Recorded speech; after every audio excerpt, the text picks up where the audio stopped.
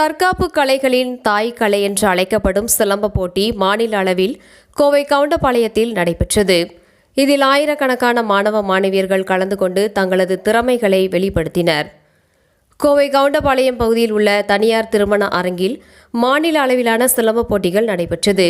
இதனை கடந்த 46 ஆண்டுகளுக்கு மேலாக கோவை கவுண்டபாளையம், கணுவாய், காரைக்குடி, தேவக்கோட்டை, மதுரை, சென்னை உள்ளிட்ட பல்வேறு பகுதிகளில் பயிற்சி மையங்கள் அமைத்து தமிழர்களின் பாரம்பரிய முறைப்படி சிலம்ப கலைகளை மாணவ மாணவிகளுக்கு கற்றுத்தரும் ஆதித்யா சிலம்ப பாசறை பயிற்சி மையம் நடத்தியது.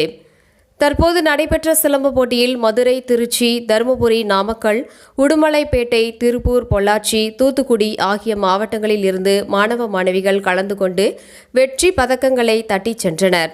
ஆதித்யா சிலம்ப பாசறையின் 46ஆம் ஆண்டு விழாவை முன்னிட்டு 4வது ஆண்டு மாநில அளவிலான சிலம்ப போட்டிகளாக நடைபெற்றது.